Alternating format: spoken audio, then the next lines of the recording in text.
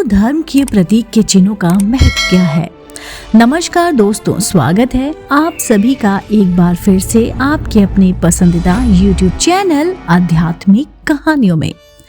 दोस्तों, आज के इस वीडियो में हम बात करने वाले हैं हिंदू धर्म के प्रतीक चिन्हों के बारे में। जी हाँ दोस्तों, सनातन धर्म को सबसे प्राचीन माना जाता है। इस धर्म में वेदों और पुराणों में उल्लेखनीय सिद्धांतों और धार्मिक परंपराओं का अनुसरण किया जाता है। सनातन धर्म के प्रतीक प्राय पूजा में या किसी भी धार्मिक कार्यक्रम में देखने को मिलते हैं। आज हम इन्हीं प्रतीक का विवरण और महत्व लेकर आपके सामने प्रस्तुत हुए हैं। सभी प्रतीकों की जानकारी के लिए इस वीडियो को पूरा देखिए। सबसे पहले बात करते हैं स्वास्तिक की। इस शब्द का निर्माण संस्कृत के दो शब्द सु और अस्ति से मिलकर होता है। सु का अर्थ होता है शुभ और अस्ति का अर्थ होना। किसी भी धार्मिक कार्य में स्वास्तिक को अवश्य सम्मिलित किया जाता है क्योंकि यह अत्यंत शुभ माना जाता है।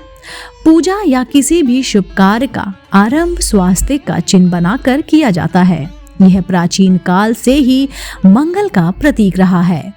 इसकी आकृति सभी दिशाओं को प्रदर्शित करती है, जिसका अर्थ है कि सभी दिशाओं में सबका कल्याण हो, अर्थात स्वास्तिक के माध्यम से लोक कल्याण की भावना प्रकट की जाती है। ऋग्वेद में स्वास्तिक की भुजाओं को 4 दिशाओं और 4 लोकों की उपमा दी गई है और इसे सूर्य का भी प्रतीक कहा गया है। हिंदू धर्म ग्रंथों में इसकी भुजाओं को ब्रह्म की 4 भुजाएं, 4 मुख और 4 वेदों का प्रतीक भी कहा गया है। इसके अतिरिक्त स्वास्तिक को संपूर्ण मनुष्य जीवन का निचोड़, जैसे कि 4 युग, 4 वर्ण, 4 आश्रम, 4 पुरुषार्थ अर्थात धर्म, अर्थ, काम और मोक्ष का भी प्रतीक बताया गया है। स्वास्तिक 2 प्रकार का होता है, प्रथम और वामा वर्ग। प्रथम स्वास्तिक में भुजाएं आगे की ओर होती हैं और इसे भारतीय सभ्यता में शुभ माना जाता है। वहीं वामा वर्ग स्वास्तिक में भुजाएं पीछे की ओर इंगित हैं, जिसे अशुभ माना जाता है। यदि आपने कभी ध्यान दिया हो तो हिटलर के ध्वज में वामा वर्ग स्वास्तिक अंकित था।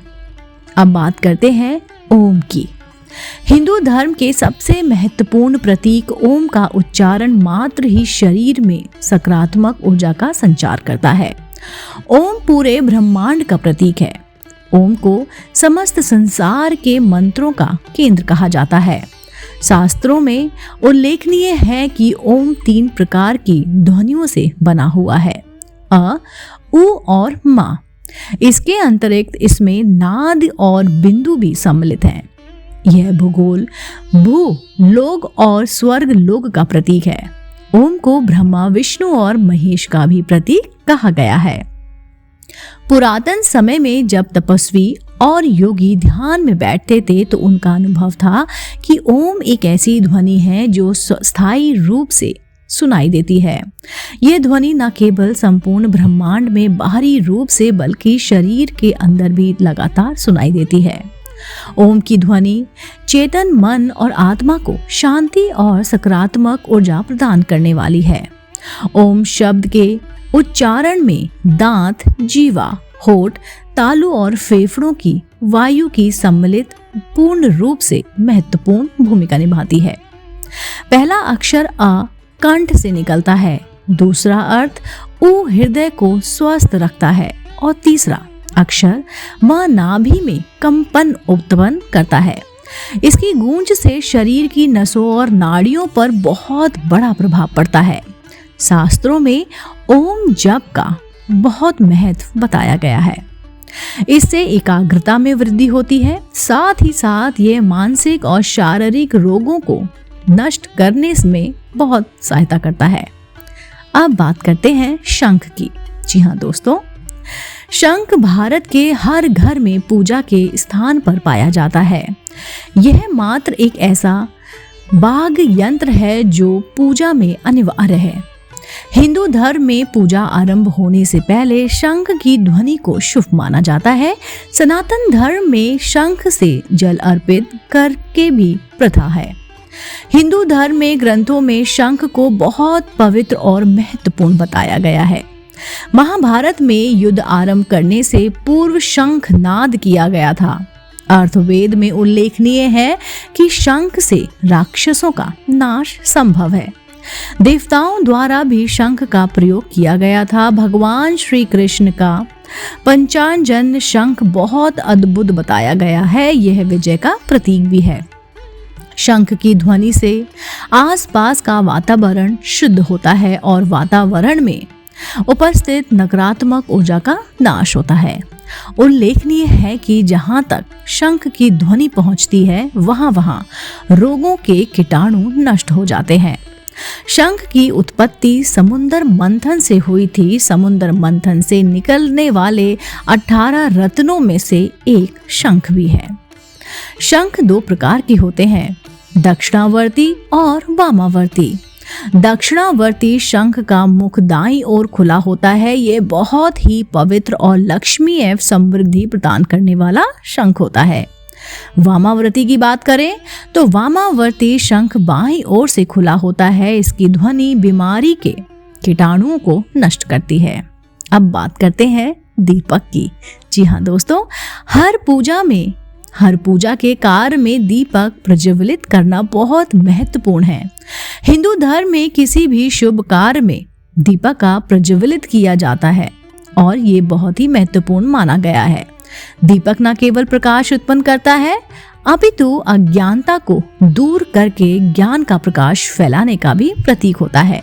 साथ ही साथ दीपक मनुष्य जीवन में सकारात्मकता प्रदान करता है। विशेष रूप से गाय के घी का दीपक प्रज्वलित करने का बहुत महत्वपूर्ण और बहुत इसका महत्व भी है, क्योंकि गाय को बहुत पवित्र माना गया है और इसके दूध से बने घी में अनेक गुण होते हैं जो न केवल शरीर बल्कि वातावरण को भी शुद्ध और पवित्र करते हैं। जहां गाय के घी का दीपक प्रज्वलित किया जाता है वहां एक विभिन्न प्रकार की सकारात्मकता होती है। इसलिए तेल के दीपक से अधिक घी के दीपक को महत्व दिया गया है। अब बात करते हैं तिलक की। सनातन धर्म में तिलक को बहुत ही महत्वपूर्ण बताया गया है। पूजा में उपस्थित प्रत्येक व्यक्ति का मस्तिष्क तिलक से सुसज्जित होता है। अनेक लोग प्रतिदिन तिलक लगाते हैं। तिलक की प्रथा सनातन धर्म के अतिरिक्त किसी अन्य धर्म में नहीं है। मानव शरीर में 7 चक्र पाए जाते हैं जो ऊर्जा और शक्ति के केंद्र हैं। मस्तिष्क में जहां तिलक लगाया जाता है वहां आज्ञा चक्र उपस्थित होता है। यही गुरु स्थान है और ये हमारे शरीर की संपूर्ण ऊर्जा और चेतना का स्थान भी है। इस चक्र पर 3 नाड़ियां इड़ा, पिंगला और सुषुम्ना मिलती हैं।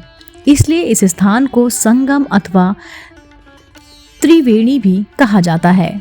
ध्यान लगाने की प्रक्रिया में इसी चक्र पर ऊर्जा को केंद्रित किया जाता है।